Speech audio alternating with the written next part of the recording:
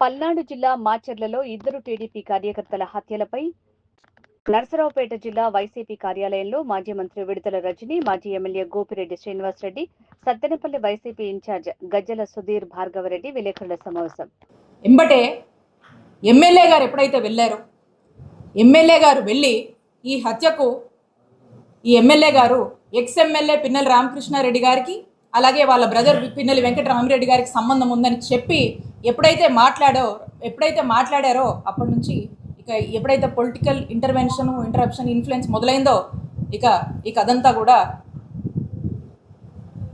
వీళ్ళకు సంబంధించిందైనా టీడీపీకి సంబంధించినటువంటి వాళ్ళ మధ్య వచ్చినటువంటి భేదాల వల్ల జరిగినటువంటి హత్య అయినా కూడా దీన్ని పిన్నెల రామకృష్ణారెడ్డి గారికి వాళ్ళ బ్రదర్కి పిన్నెలి బ్రదర్స్కి అంటగట్టి మరి వాళ్ళని ఇందులోకి లాగడం అనేది ఒక్కసారి రెడ్ బుక్ పాలనలో ఇది పరాకాష్ట కాదా అని చెప్పి నేను అడుగుతా ఉన్నాను.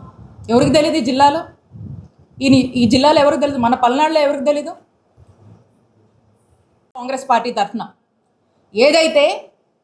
ఏదైతే పిన్నెలి బ్రదర్స్ని ఈ కేసులో మీరు చేర్చారో, వీళ్ళని కూడా ఎఫ్ఐఆర్లో A6గా A7గా పెట్టారో, తక్షణమే మీరు ఇమీడియట్గా వీళ్ళని అందులోంచి రిమూవ్ చేయాలని వైఎస్ఆర్ కాంగ్రెస్ పార్టీ డిమాండ్ చేస్తూ ఉంది.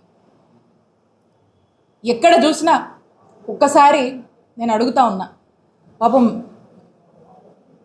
పోలీసులు అంటే మాకు గౌరవం ఉంది, మొదటి నుంచి కూడా ఎప్పుడు కూడా పోలీసులు అన్నా ఇన్స్టిట్యూషన్స్ అన్నా మాకు చాలా హై రెస్పెక్ట్ ఉంది. ఒక్కసారి నేను క్వశ్చన్ చేస్తూ ఉన్నా ఈ పోలీస్ అధికారులు, ఒక్కసారి మీరు ఆత్మవిమర్శ చేసుకోండి. పిన్నెలి బ్రదర్స్కి ఈ హత్యకు ఏమైనా సంబంధం ఉందా? ఒక్కసారి మీరు ఆత్మవిమర్శ చేసుకోండి. పోలీసులు వాళ్ళ ఒంటి మీద వేసుకున్నటువంటి యూనిఫామ్ మీద బ్యాడ్జ్ ఉంటుంది, APPS అని. ఆంధ్రప్రదేశ్ పోలీస్ సర్వీస్ అని ఒక బ్యాడ్జ్ ఉంటుంది. ఈ రోజున ఈ ఆంధ్రప్రదేశ్ పోలీస్ సర్వీస్ అని ఏదైతే బ్యాడ్జ్ ఉందో ఆంధ్రప్రదేశ్ పొలిటికల్ సర్వీస్ అయిందని చెప్పి గుర్తు చేస్తూ ఉన్నా. ఒక్కసారి ఆత్మవిమర్శ చేసుకోండి. ఇదే కాదు, ఇదే జిల్లాలో మనం తీసుకుందాం, ఇక్కడ ఎంతమంది సోషల్ మీడియా పిల్లల్ని జైల్లో పాలు చేశారు, ఎంతమంది వైఎస్ఆర్ కాంగ్రెస్ పార్టీ ఫాలోవర్స్ని ఈరోజు అక్రమంగా కేసులు పెట్టి వేధించి ఇబ్బందులకు గురి చేసి జైల్లోకి ఇచ్చారు, అరెస్టు చేశారు. ప్రతి నియోజకవర్గంలో కోకొల్లలు ఇలాంటి ఉదాహరణ. ఏమవుతుంది పోలీస్ వ్యవస్థ, ఎటుపోతుంది? ఏం మెసేజ్ ఇస్తున్నాం మనం? దీనికా మనకు అధికారం ఉంది? ఈరోజు చూసుకుంటే మనం చూసాము రీసెంట్గా మొన్న గుర్జాల నియోజకవర్గంలో హరికృష్ణ అనేటువంటి ఆ బీసీ అబ్బాయి ఎంత ఘోరంగా హెరాస్మెంటు 3rd డిగ్రీ ఏ విధంగా వాడి అతను కనీసం నడవలేనటువంటి పరిస్థితిలో చూస్తూ ఉన్నాం. ఏం పాపం చేశారు?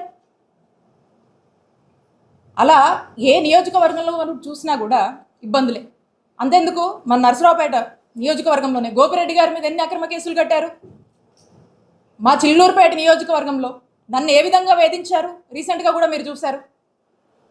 పోలీసులు ఒక లెవెల్కి మించి వాళ్ళ మరి ఎవరి మెప్పుల కోసమో ఏంటో కానీ ఒక స్థాయికి మించి వాళ్ళ ఉద్యోగంలో ఏదైతే వాళ్ళ ఒక డిసిప్లిన్స్తో ఒక రెస్పాన్సిబిలిటీస్తో ఏదైతే కొన్ని ఓట్స్ వస్తున్నాయో అన్నీ కూడా పక్కన పెట్టి ఈ పొలిటికల్ మెప్పుల కోసము ఏ విధంగా పనిచేస్తున్నారు అనేది మనం చూస్తూ ఉన్నాం.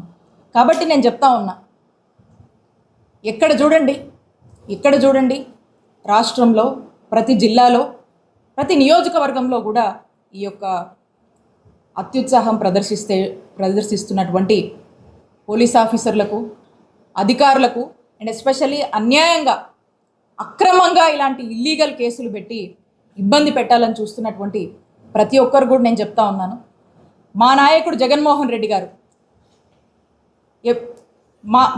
మా జగనన్న ప్రభుత్వంలో ఏదైతే అంబేద్కర్ గారు రాజ్యాంగం ఇచ్చినటువంటి స్ఫూర్తితో చక్కగా ఇలాంటి ఏ రాజకీయ కక్షలు లేకుండా ఇలాంటి ఒక కక్ష పాలన అనేది పక్కన పెట్టి పార్టీలు కూడా చూడకుండా చక్కటి ప్రజాసేవ, ప్రజలందరూ అన్ని వర్గాల వాళ్ళు మెచ్చేటువంటి ఒక ప్రజాపాలన, ప్రజాసేవని, ఒక గుడ్ గవర్నెన్స్ని ఇచ్చినటువంటి నాయకత్వం జగన్మోహన్ రెడ్డి గారు వహించారు ఈ రాష్ట్రంలో.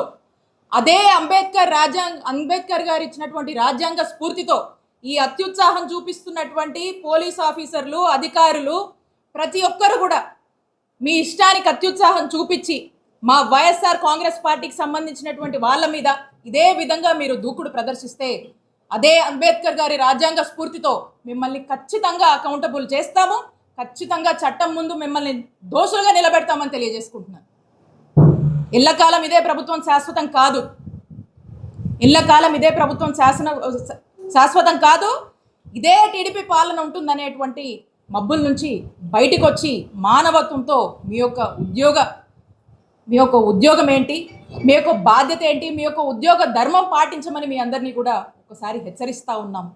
కాబట్టి స్పష్టంగా చెప్తా ఉన్నాము, ఏదైతే పిన్నెల్లి బ్రదర్స్ని వాంటెడ్గా ఫస్ట్లో ఉన్నటువంటి జెన్యూనిటీ, ఫస్ట్లో ఉన్నటువంటి ట్రాన్స్పరెన్సీ అనేది political intervention, political influences involve అయిన తర్వాత ఏదైతే ఒక ట్రాక్ తప్పించి మీరు వీళ్ళని కూడా ఇందులో ఇన్వాల్వ్ చేశారో దాన్ని ఇమీడియట్గా కూడా వాళ్ళని ఇందులోంచి ఇమీడియట్గా కూడా వీళ్ళని రిమూవ్ చేయాలని వైఎస్ఆర్ కాంగ్రెస్ పార్టీ బలంగా డిమాండ్ చేస్తుంది.